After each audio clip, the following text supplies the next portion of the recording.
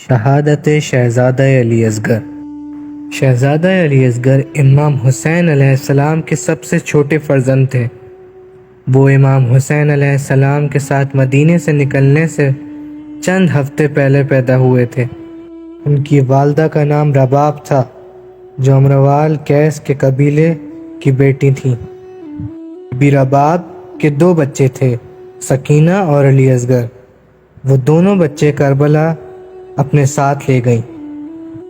کربلا میں علی اصغر صرف 6 ماہ کے تھے۔ 7ویں محرم سے خیموں میں پانی بند کر دیا گیا۔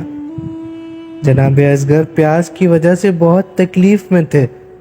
عاشورہ کے دن جناب علی اکبر کے قتل کے بعد امام حسین علیہ السلام خیمے کے باہر کھڑے تھے۔ جب امام حسین علیہ السلام اکیلے رہ گئے تھے اور میدان جنگ میں جانے کی تیاری کر رہے تھے، تبھی امام نے اپنے چھوٹے بچے کی رونے کی آواز سنی، جو بھوک و پیاس سے تڑپ رہا تھا۔ امام بی رباب کے خیمے میں گئے اور اس بچے کو جھولے سے اٹھایا۔ رباب، میں اسے یزید کی فوج میں لے جاؤں گا۔ یقیناً وہ اس ننھے بچے کو پانی کے چند قطروں سے انکار نہیں کر سکتے۔ بی رباب نے علی اصغر کے کپڑے بدل دیے، یہاں تک کہ انہوں نے ان کے سر پر ایک چھوٹی سی پگڑی بھی باندھ دی۔ کسی بھی دوسری ماں کی طرح وہ چاہتی تھی کہ ان کا یہ بچہ اجنبیوں کے سامنے اپنی بہترین چیز دیکھے۔ امام علیہ السلام بچے کو میدان جنگ میں لے گئے۔ یزید کے سپاہیوں کے پاس جا کر امام حسین علیہ السلام نے فرمایا، اس بچے نے تمہارا کوئی نقصان نہیں کیا، وہ پیاس سے تڑپ رہا ہے، میں اس کے لیے پانی کے چند قطرے مانگ رہا ہوں۔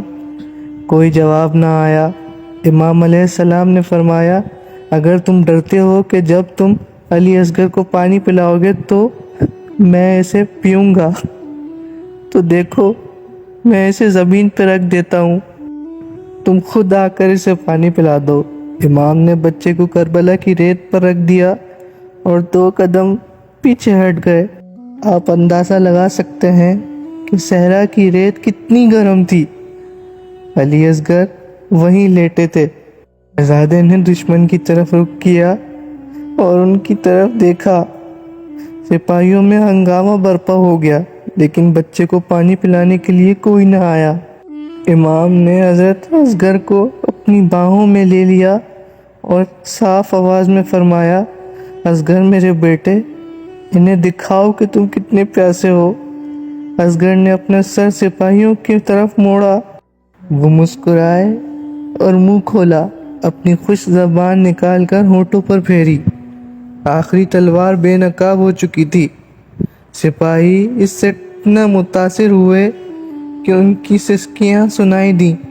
پھر بھی وہ یزید کی فوج میں اتنا بک چکے تھے کہ کسی نے علی اصغر کو پانی پلانے کی ہمت نہیں کی۔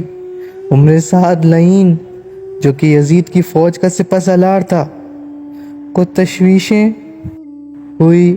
ایسا لگتا تھا کہ علی اصغر یزید کی طاقت کے خلاف اس معرکہ آرائی میں فتح یاب ہو رہے ہیں۔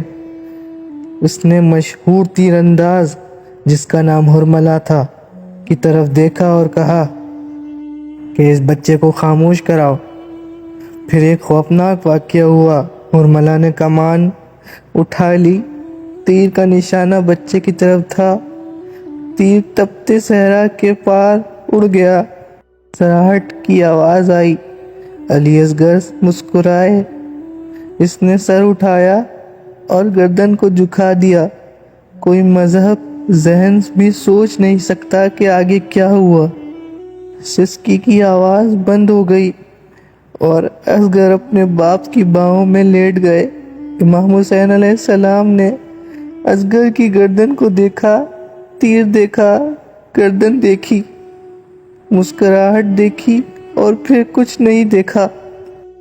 ہمارے امام بے ہوش ہونے لگے۔ ایک لمحہ کے لیے سب کچھ تاریک ہو گیا۔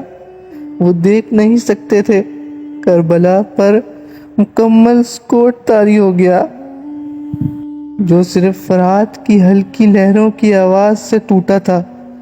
دشمن بھی ہکا بکا دکھائی دیے۔ دھیرے دھیرے حسین ابن علی نے گردن موڑی اور اب اپنی باہوں میں بچے کی طرف دیکھا۔ تیر گردن سے نکل کر امام حسین کے سینے میں جا لگا۔ امام حسین علیہ السلام نے تیر کو نکالا۔ امام نے اپنے دونوں بازوؤں سے اپنے بچے کو سہارا دیا اور آسمان کی طرف دیکھا اور دعا کی، یا میرے اللہ، میری زندگی کے اس مشکل ترین لمحے میں مجھے ہمت عطا فرما۔ کسی نبی کی آل کو اتنے سخت امتحان نہیں آیا۔ کہا جاتا ہے کہ امام علیہ السلام اس واقعے کے بعد اس قدر لرز گئے کہ اچانک ان کی داڑھی سفید ہو گئی اور وہ ایک بوڑھا دکھائی دینے لگے۔ اپنے دانتوں سے امام نے اپنے ابا علی اصغر کی اوپر کھینچ لی کہ جسم کو چلچلاتی دھوپ سے بچا سکے۔ پھر امام نے چند گہری سانس لی اور خیمے کی طرف چلنے لگے۔ قریب پہنچ کر امام نے رباب کو اپنے خیمے کے دروازے پہ کھڑا دیکھا۔ بی رباب نے امام کی آنکھوں میں بے چینی امید دیکھی، خوف اور بے چینی دیکھی۔ ہمارے امام نے اپنی پوری طاقت کھو دی تھی، وہ بی رباب کی طرف آگے نہ چل سکے۔